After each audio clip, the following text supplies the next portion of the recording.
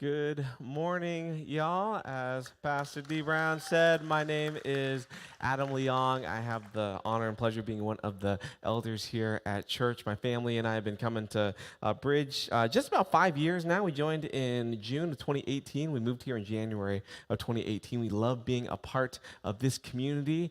If you are here for the first, second, third time, you're just checking things out, I want to say thanks for taking a chance on us. I hope this will be a community that you'd want to be a part of. Also want to say hello to all of our friends who are joining us online. I know my parents are watching. It's actually their anniversary tomorrow. That's exciting.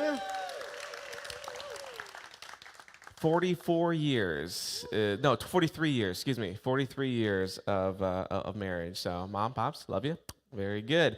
We are in our series called Blessed or Blessed, depending on the religious tradition that you grew up in or how you grew up in church, right? And we are going through this series.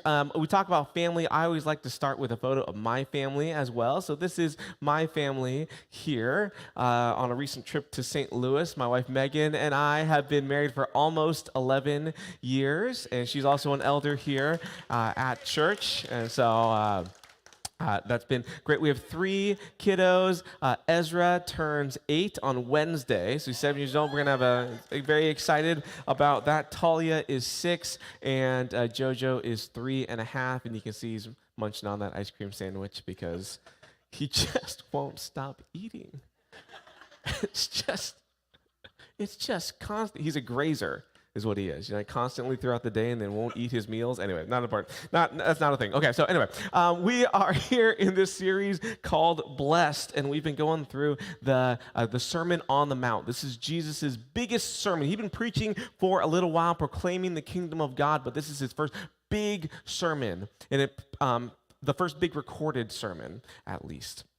And it starts with these blessed statements. As Pastor Rob and Pastor D. Brown have said before, this isn't about, we'll just kind of go straight to the spoilers, right? This isn't about trying harder. This isn't about like, hey, as you're reading these things, these are the things that you need to do in order to be blessed. It's a statement, instead, it's an objective statement of fact, is that these folk are blessed for these various reasons. Okay, so I just want you to keep that in your mind. The goal here is not to say, hey, you need to be doing these things more. You need to be trying harder. But it is going to be a question of, we can use it kind of evaluatively and say, hey, are these things true of my life? Do I believe these things to be true in my life? And if not, do I need to Are there steps of faith that God might be calling me towards? So it starts with this. It says, blessed are the poor in spirit, for theirs is the kingdom of heaven. And Pastor Rob preached on what it means to be poor in spirit. Right? Blessed are those who mourn, for they will be comforted. Pastor D. Brown talked about what does it mean to mourn, to really go to God in all things. Blessed are the meek. Pastor Rob talked about the meek being those who have that sense of controlled strength, right? Choosing submission, for they will inherit the earth. And today, we're talking about blessed are those who hunger and thirst for righteousness, for they will be filled. This is the word of the Lord. Thanks be to God. And as I was studying and as I was praying and as I was talking to people, there are a few questions that came up. And if you notice, if you've heard me preach a few times, there's usually I have a structure that I like, right? A few questions that we're going to answer, maybe throw in a little Greek or Hebrew in there, have ourselves a what do we do at the end, and it kind of works that well. One of the things that I like to do is, as a hobby, is I do triathlons. And so when you're doing triathlon, there is a swim, a bike, and a run. And if you're going to do that, well, you got to train for those things. And usually when I'm training for the bike or when I'm training for the run, I'll have my headphones in, I'll be listening to a podcast or something like that, and you off and running. Can't really do that in the pool. So when I'm swimming, doing my swimming training, you're just with your thoughts is all. There's nothing you can do but think. And then whatever the last song was on the radio that you heard on the way in, that's also the thing that's also the song that's looping through my head. But I was thinking, and as I was swimming the other day, the thought came to me and said, you know what? You're asking the wrong questions. And so we're going to go through a little bit and trying to hopefully ask ourselves the right questions about this verse here that says, blessed are the righteous, are those who hunger and thirst for righteousness, for they will be filled. Now, the first question that I wanted to ask was really simple. It's like, what is righteousness? What is righteousness? But I realized very quickly that that's actually the wrong question. Because when we start with this idea of what is righteousness, what it comes to is how do I interpret righteousness? What does it mean for me to be righteous? How does that work exactly? And we have to remember that the Bible is asking a very different question. The Bible is a library of books that was written over a series of like hundreds, if not thousands of years. It is true today. It's written for us, but it was not written to us. We were not the intended audience. So the question that we actually need to be asking is not what is righteousness, but this question here is, what did Jesus' hearers understand righteousness to be? Who were the people who were hearing Jesus speak these words? What did they understand righteousness to be? Because Jesus is speaking to them. And if we can understand, well, this is what they understood righteousness to be, then we can take it forward to say, well, how does that apply here? Okay, we can't start with what does it mean for me immediately, because we are living in the year 2023, and things might not line up exactly as they did before. And so what did Jesus' hearers understand righteousness to be? Now, here's where we start to get into a little Bible nerdery here, okay? So here's the Greek word that Matthew would have written, that Matthew wrote, and it's the word, I can never pronounce this word, very good, dikaiosune, there's the word, okay? So that's the word for righteousness, okay? Now, we'll kind of fly through this. Dikaiosune has a root word. It comes from another word, which is dikaios, which means righteous. Okay? So this idea that righteousness is something that is possessed by people who are righteous. Okay? So we're going from the noun of righteousness, and then there's the adjective of being righteous. Okay? Now that word comes from another word, dike. And dike means just, like justice, the right decision. It's actually a law term. And so if the judge is making the correct decision, then the just decision, the right decision, the word that was used there is dike. And then inception, we're going to go a word within a word within a word within a word. Dike has its own root, which is this word dikenyo, which means to see everything. And so here's the progression, is that when you see everything clearly, you can make the right decision, which leads to a righteous action, which means you being in righteousness. Do we see that? Okay? We see everything clearly so we can make the right decision, so we can be righteous, and so we can live in righteousness. And so what does this mean? This means righteousness is this idea of when we see God's will and way, and we decide to act in that will and way, then we end up with right relationships with God and with those around us, and that's what leads to living this life of righteousness. You see that? So this is what righteousness means. Now, righteousness is one of those words that is very important. It shows up 92 times in the New Testament. When you include just the word righteous, it shows up another 81 times in the New Testament. So over 170 times. It actually is even going to show up a little bit later in the Sermon on the Mount. It'll show up a little bit later when we say, blessed are those who are, let's make sure I have the word here. It says, blessed are those who are persecuted because of righteousness, for theirs is the kingdom of heaven. Very, very important. It's even more important when we get to the Old Testament. So as the New Testament readers are, as Jesus' hearers are hearing this thing, oh yeah, righteousness, righteousness, righteousness. I understand what that means. It has these current implications, but it also has these biblical, these old school interpretations. Because righteousness, as much as it was talked about in the New Testament, it was mentioned 159 times in the Old Testament, and another 206 times just the word righteous was mentioned in the Old Testament. 365 times the word righteous is used in the Old Testament, one for every day of the year. And righteousness, and this idea of being righteous, was so central to the Israelites, to God's people, to the Jewish people. And so when they hear that word righteous, they say, oh, I know what that means. I know what that means. So what did it mean? It means not only seeing God's will and way so that you can choose the right thing to do in order to be in right relationship with God and with those around us so we can be living in righteousness, but also what we see over and over in the Old Testament is that righteousness is talked about in the Old Testament. It is often shown as the opposite of wickedness. It's not just righteousness or not righteousness. The Old Testament authors make it very clear you're either living in righteousness or you're living in wickedness. I'll give you an example. I'll give you two examples. This is Isaiah chapter 1, verse 26. Isaiah was one of the prophets, one of the major prophets of the Jewish time. Okay? And he says this. He says, I will restore your leaders as in days of old, your rulers as at the beginning. Afterward, you will be called the city of righteousness, the faithful city. This is the story, God speaking to his people and saying, I will restore you, and your restoration will be centered on this idea of righteousness, of seeing God's will and way and choosing the way that leads to right relationship with God and right relationship with people. That's the way that this city is going to be defined. People are going to know that it is a city built on this foundation of righteousness. Now, what happens in the first 25 verses of this chapter is God talking about how wicked the city has become. They've thrown away everything. Their sacrifices are worthless. It's all useless. No, you guys have thrown away everything that the city was supposed to be here, but now it's a wicked city. But don't worry, I will restore the city, and when I restore the city, it will be known for righteousness. So righteousness is very, very important. We'll go to, in the Psalms, it happens all the time. Let's go to Psalm 11 here. It says, in the Lord I take, this is Psalm 11. In the Lord I take refuge. How then can you say to me, flee like a bird to your mountain? For look, the wicked bend their bows. They set their arrows against the strings to shoot from the shadows at the upright in heart. When the foundations are being destroyed, what can the righteous do?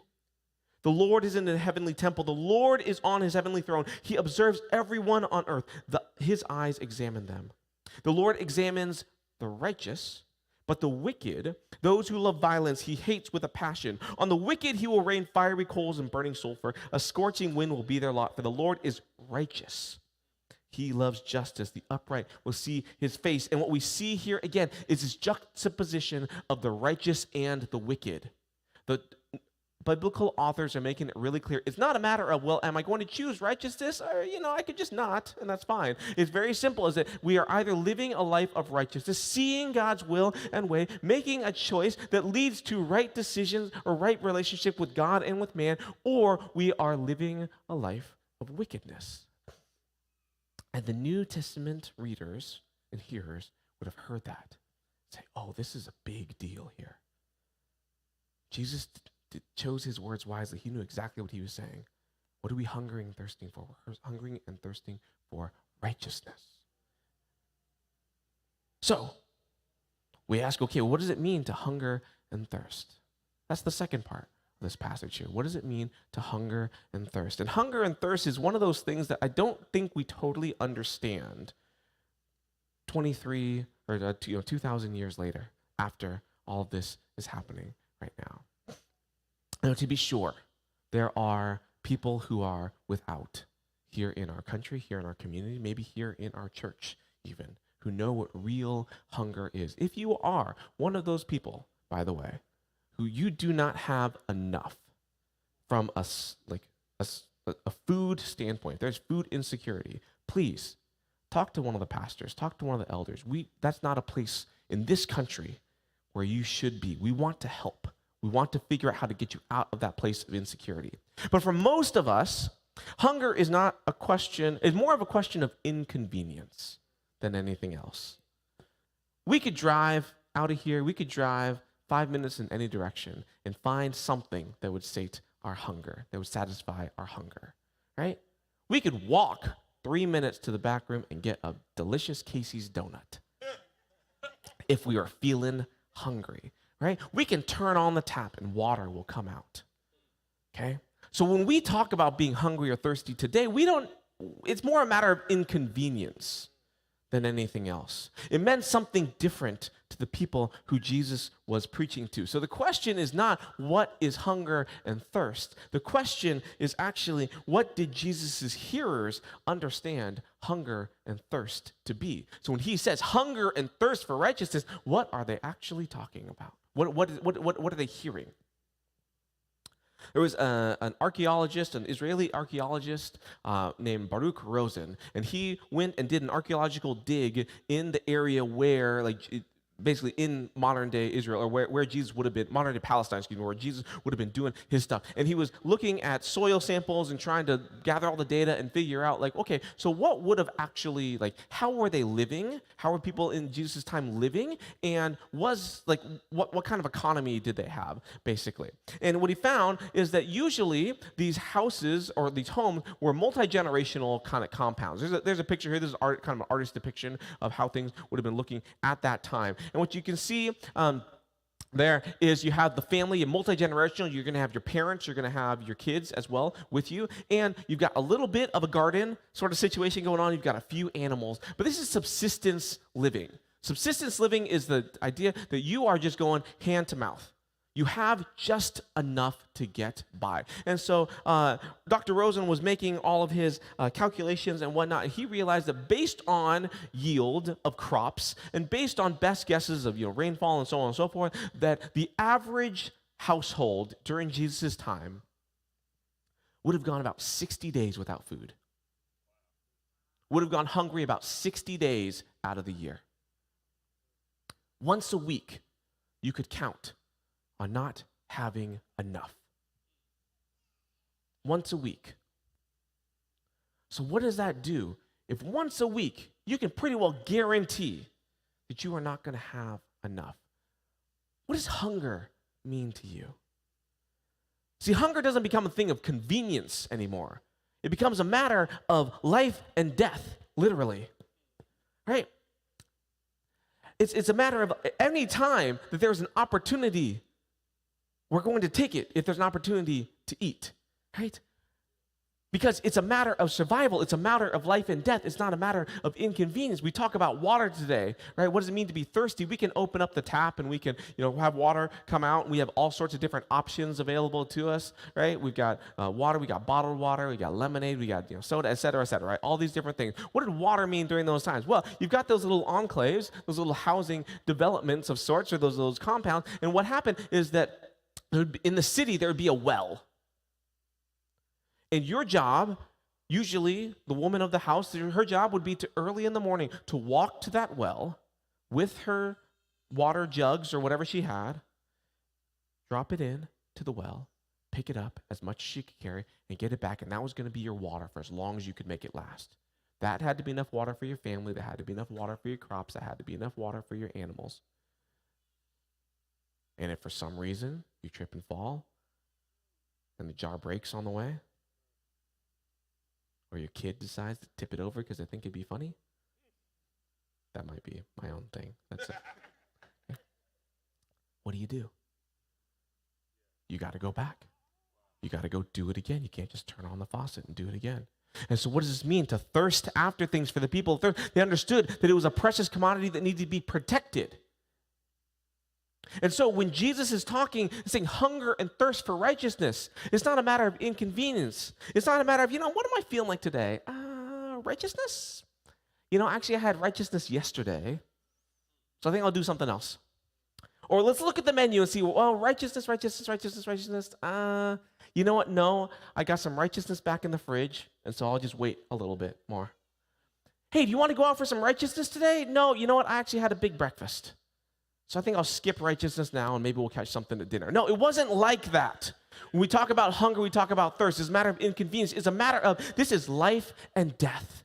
And Jesus is saying, those who are hungry and thirsting after righteousness, they're protecting it as the commodity, the precious commodity that it is. They're going after it constantly because they know that it is key to survival. They are the ones who are going to be filled.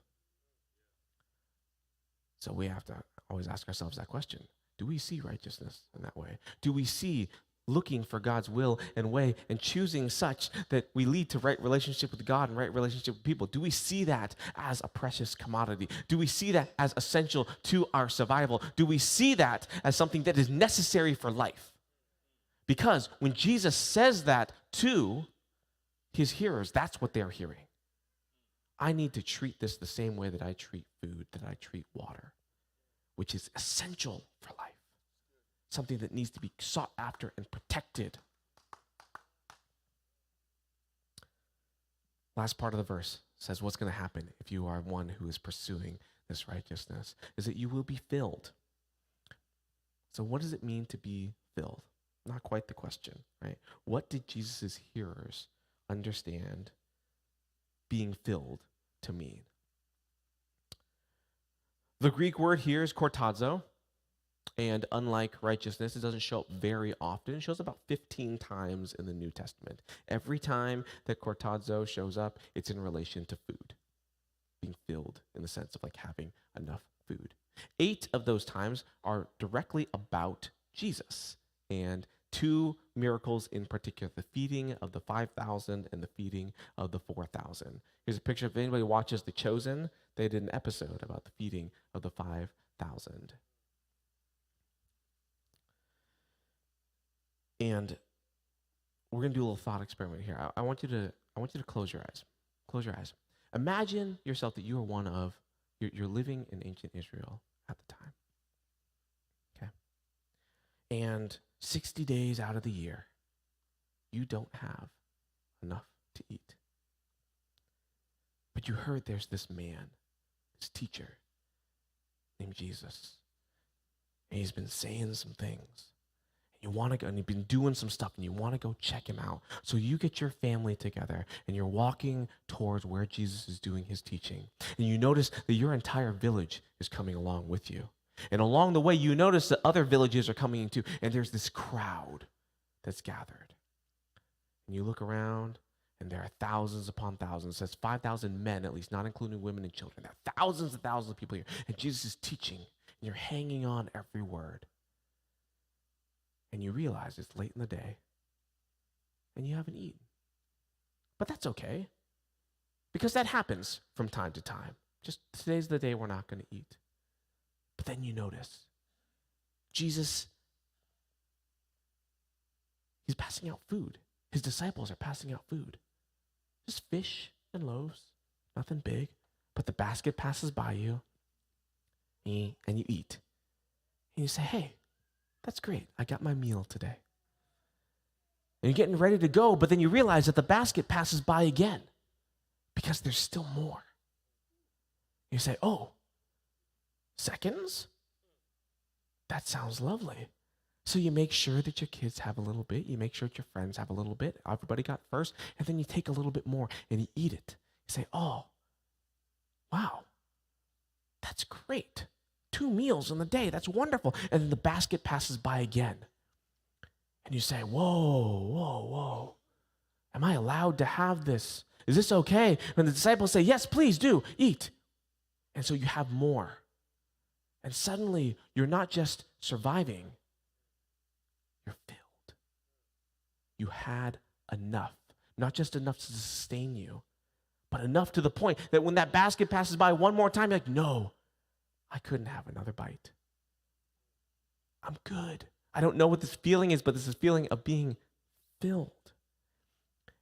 And you look around and you see that everyone else is filled too. They're so filled, in fact, that there's leftovers.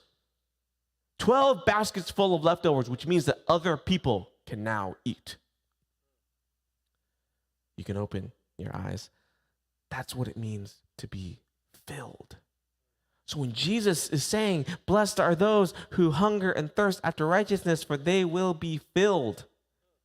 What is he saying here? This was a concept that was not going to be, this was like a dream scenario for the hearers. You're telling me that if I look for God's will and way, and I pursue it in such a way that leads to decisions that lead to right relationship between me and God and me and those around me, that I will not just survive, I will have more than enough. So much, in fact, that there's some left over for those around me. That sounds all right. That sounds all right. The question that we have to ask ourselves is, okay, so then what do we do?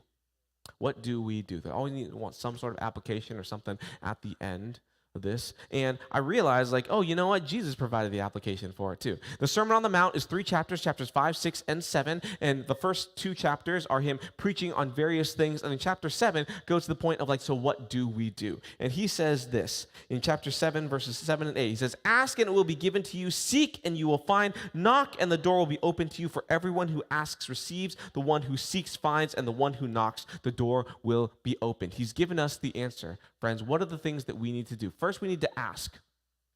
We need to be asking God, God, what is your will and way?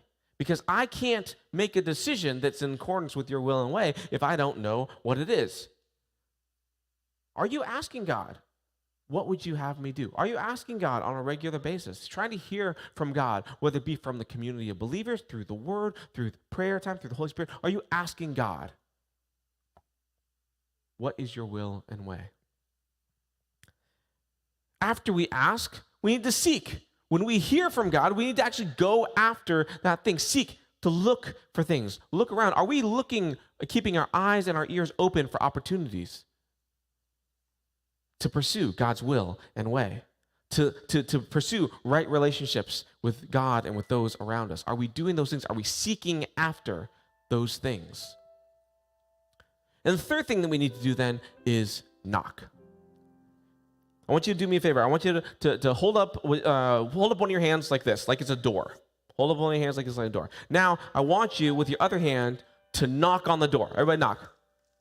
Very good, very good, very good. Did anybody only hit their hand once? No. Right? When we knock, it's multiple times. What that says, right, is what do we want to do? We say, look, I am going to keep doing this until I get an answer. I'm going to keep going until I get an answer. That's what knocking is. So when we ask, God, what is your will and way? And we seek after those things, what do? We knock, we keep going again and again and again. And that is what leads to this life of righteousness. That's what leads to the filling. Brothers and sisters, what would it look like if we were a people that said we are going to be defined by seeing, looking, asking for God's will and way, seeking after opportunities to make right relationship with God and right relationship with man, and knocking at the door, believing that there is going to be more than enough for us and for those around us? What would that look like? How would that bless our church? How would that bless our community? How would that bless our city, our nation, our world? May it be so. Let us pray. Jesus, we thank you for being a God of righteousness. We thank you for being a God who reveals his will and his way so that we can follow after you. God, thank you for being a God who cares about right relationship with you and right relationships with those around us. God, will we be those people who ask for your guidance, who seek ways to follow you and to knock and do it again and again and again? It's in your name